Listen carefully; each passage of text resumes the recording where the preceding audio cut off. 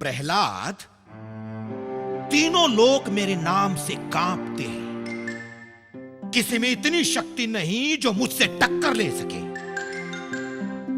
मैं मृत्यु को भी परास्त कर सकता हूं, परंतु तुम्हारे अंदर इतनी शक्ति कहां से आई जो मृत्यु तुम्हें छू नहीं पा रही है?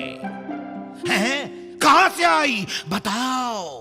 पिताश्री, मेरे अंदर जो भी शक्ति है वो भगवान विष्णु की शक्ति है। मेरे अंदर ही नहीं, आपके अंदर भी जो शक्ति है वो कोई और नहीं, भगवान विष्णु ही है। तीनों लोकों में जितनी भी शक्तियां हैं, उन सब में भगवान विष्णु का ही वास है। भगवान विष्णु तो इस संसार के कण कण में समाये हैं। ओह, अगर तुम्हारा विष्णु कण कण में समाया है तो फिर दिखाई क्यों नहीं देता? कहां है वो? कायरों की तरह क्यों छिपा है? सामने क्यों नहीं आता? मैं तो कब से उसे ढूंढ रहा हूं, कब से। पिताश्री, आप अपने आंखों के सामने से घमंड का पर्दा हटा के देखिए, आपको भी भगवान विष्णु अवश्य दिखाई देंगे। प्रहलाद, घमंड का पर्दा मेरी आंखों पर नहीं बल्कि तुम्हारी आंखों पर पड़ा हुआ है। अगर तुम्हारा विष्णु सर्व विद्यमान है तो उसे इस तपते स्तंभ में भी होना चाहिए, है ना? और अगर वो तीनों लोकों का रक्षक है तो वो तुम्हें भी बचाने अवश्य आएगा। आएगा ना? जी पिताश्री। अच्छा, ठीक है, मैं भी देखता हूं। जाओ, जाकर उस अग्नि से तपते हुए स्तंभ को अपनी भुजाओं में भर लो। अगर तुम सच बोल रहे हो तो तुम्हें कुछ नहीं होगा। हां मेरे पुत्र, तुम्हें कुछ नहीं होगा। नहीं तो ये तपता हुआ स्तंभ तुम्हें भी जला देगा। जाओ, जाओ प्रहलाद, जाओ।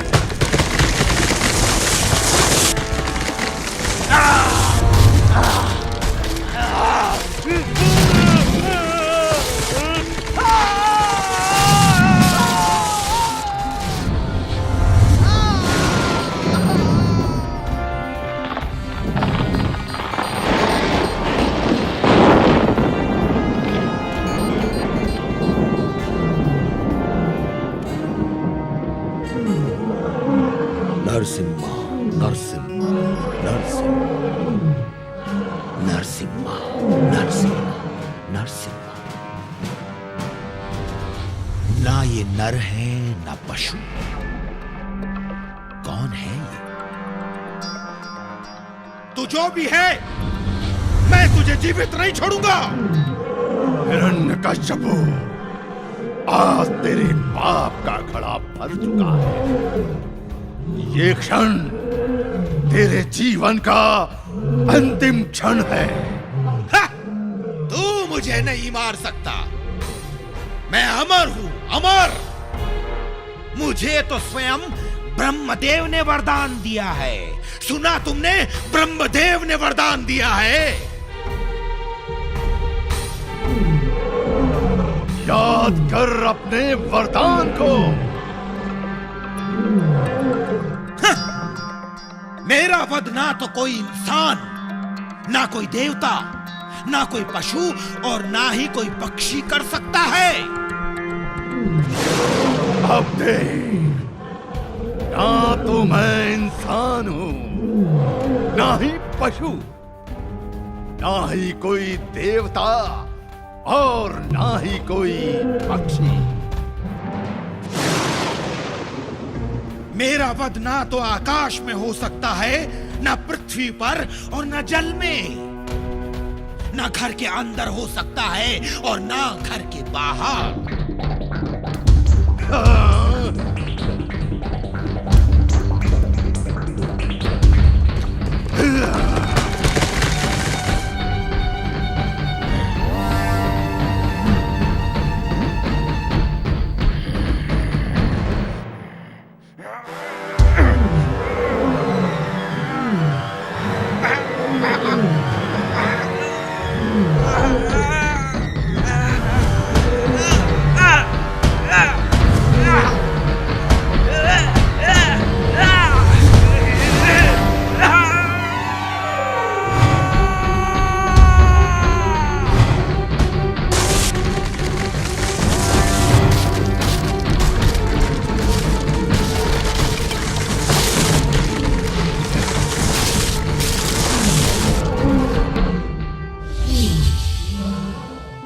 ये जगह ना तो आकाश है, ना ही जल, ना घर के अंदर है और ना ही घर के बाहर। मेरा वध ना तो दिन में हो सकता है और ना ही रात में। ये समय ना तो दिन है और ना ही रात। ये दिन और रात के बीच की संध्या बेला है। मेरा वध किसी भी हथियार से नहीं हो सकता और ना ही बिना हथियार के। तुम्हारा वध मैं किसी हथियार से नहीं, अपने हाथों के नाखूनों से करूंगा। हिरण्यकश्यपु, मैंने ब्रह्मा के वरदान को झूठा साबित नहीं होने दिया। अब तुम्हारी मृत्यु निश्चित है।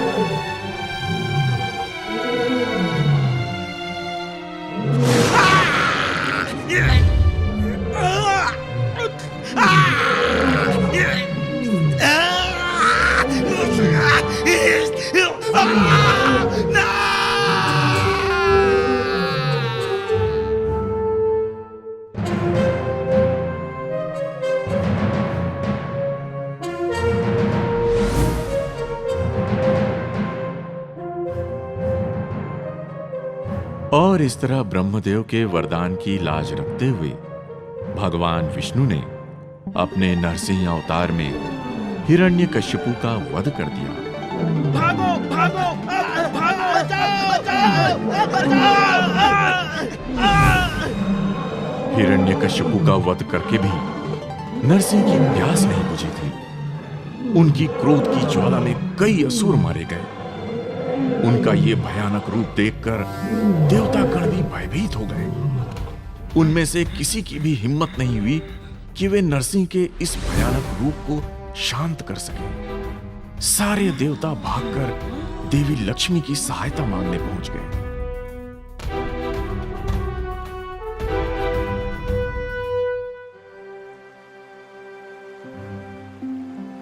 माता, भगवान विष्णु के इस रुद्र रूप को अब आप ही शांत कर सकती हैं।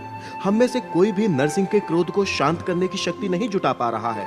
अगर उन्हें शांत नहीं किया गया तो उनका क्रोध सारी सृष्टि को नष्ट कर देगा। मैं भी नरसिंह के क्रोध को शांत नहीं कर सकती।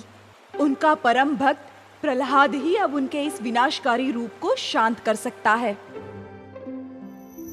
सारे देवतागण लौटकर प्रहलाद के पास आए और उससे कहा कि वो नरसिंह को अपनी प्रार्थना से शांत करे। प्रहलाद को अपने पिता के मृत्यु का दुख था, परंतु उसे अपने कर्तव्य का भी पालन करना था। वो नरसिंह के सामने हाथ जोड़कर खड़ा हो गया।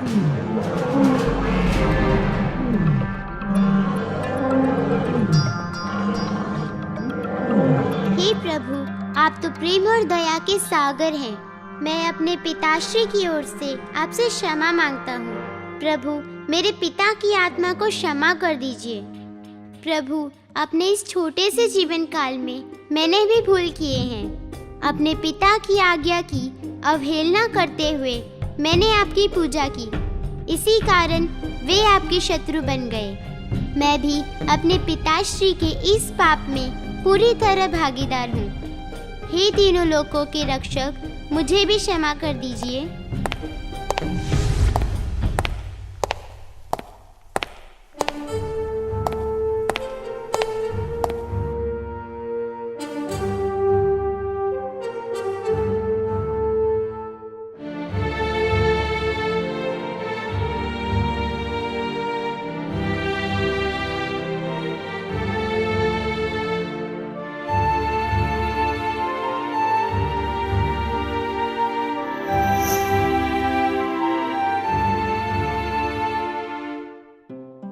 पुत्र, क्षमा तो मुझे तुमसे मांगनी चाहिए।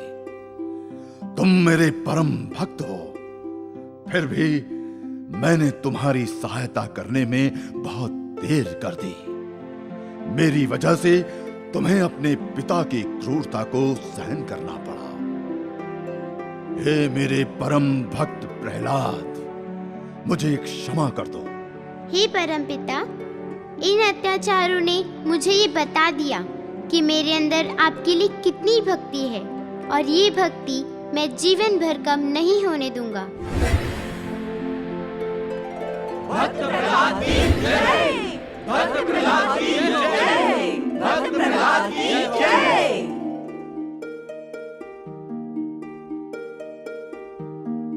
पुत्र, मैं तुम्हारे तप से अत्यंत प्रसन्न हूँ। बोलो, बोलो, क्या वरदान चाहिए तुम्हें? प्रभु, सब कुछ तो है मेरे पास। आपकी भक्ति ने मुझे तीनों लोकों का सुख दे दिया है, और आज मैंने आपको साक्षात रूप में देख लिया। बस इसी तरह आप मुझ पर अपनी कृपा दृष्टि बनाए रखिए। प्रहलाद, इतनी कम आयु में तुम विद्वानों की तरह बातें कर रहे हो। फिर भी मैं चाहता हूं तुम मुझसे कुछ मांगो।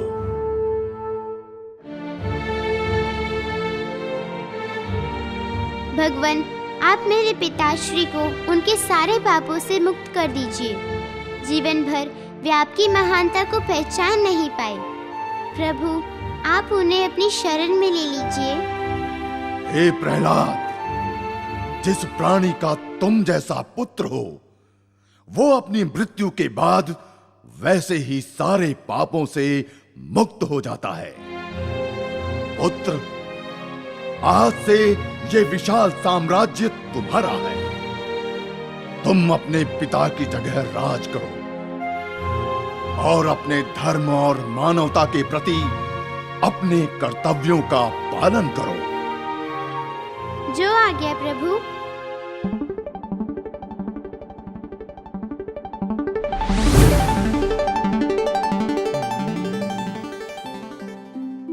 भगवान, आप सभी देवताओं को मेरे पिताश्री के कारण जो दुख सहना पड़ा, उसके लिए मैं आपसे क्षमा चाहता हूँ।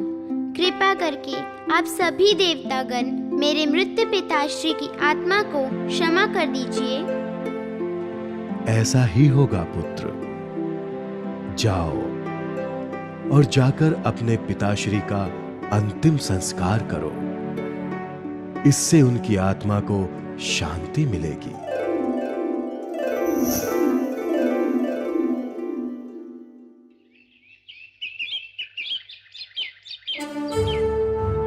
और फिर अपने पिता के अंतिम संस्कार के बाद प्रहलाद को उसके पिता की जगह राजगद्दी पर बिठाया गया। प्रहलाद ने अपनी भक्ति से सिद्ध कर दिया कि अगर मन में भक्ति भावना है तो भगवान को प्रसन्न कर उन्हें अवतार लेने के लिए प्रेरित किया जा सकता है। प्रहलाद के कारण ही हिरण्यकश्यपु जैसा अहंकार में डूबा विनाशकारी असुर का उद्धार हुआ। असुरों के यहां जन्म लेने के बाद भी भक्त प्रहलाद को भगवान विष्णु का सर्वश्रेष्ठ भक्त माना जाता है। इससे यह साबित होता है कि परमपिता की भक्ति में कोई भेदभाव नहीं होता। राजगद्दी पर बैठने के बाद भगवान विष्णु की भक्ति में लीन प्रहलाद ने कई वर्षों तक शांतिपूर्वक राज किया। भगवान विष्णु के ऐसे परम भक्त को आने वाले कई युगों तक लोग नमन करते रहेंगे। असुर योनि में जन्म लेने के बाद जय और विजय का दूसरा जन्म राक्षस योनि में हुआ, रावण और कुंभकर्ण के रूप में।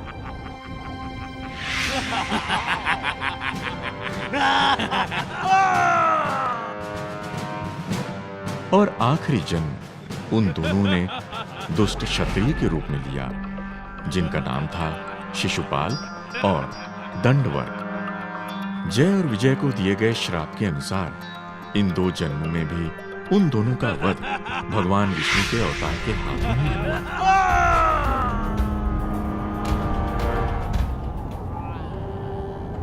तो ऐसी थी कहानी भगवान विष्णु के परम भक्त प्रहलाद की।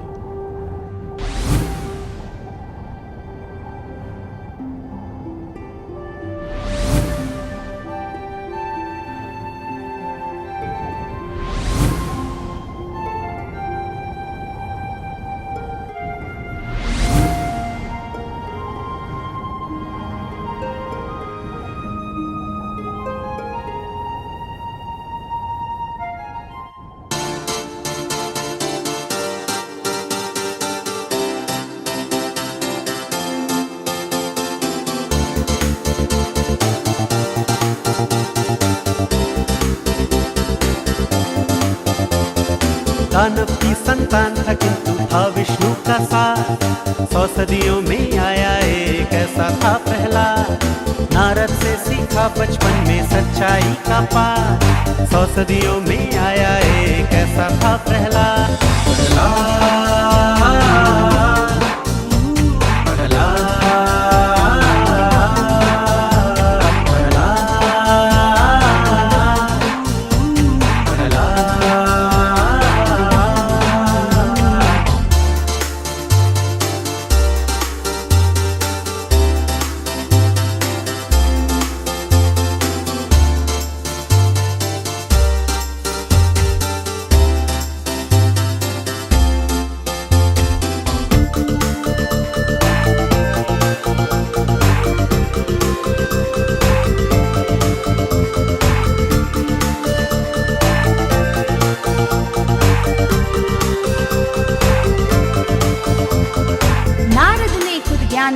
जब माँ की पेट में पलता था, छोटी सी उम्र में इतनी भक्ति सत्य की राह पे चलता था।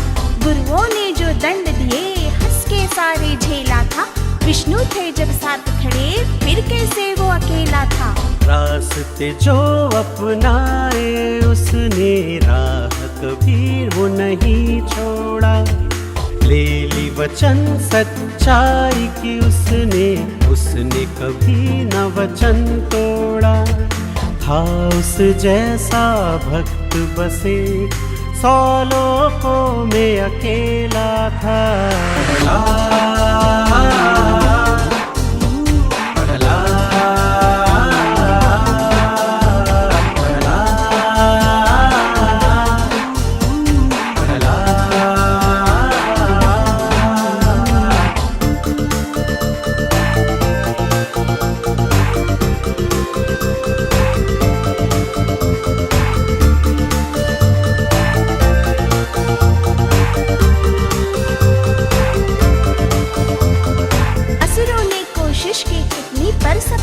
हार गए, होलिका जल के राख हुई, प्रहलाद को ना एक आँच आई। जब पिता का दंड मिला बस विष्णु का ही नाम लिया। नरसिम्हा बन प्रकट हुए और भक्त को अपने प्रणाम किया। आग न तीर न वार न धार उस नन्हे से दिल को रोक सके। कोशिश करके हार गए पर उस बालक को ना चाही। था उस जैसा भक्त बसे, कोई उसे न बदल पाए।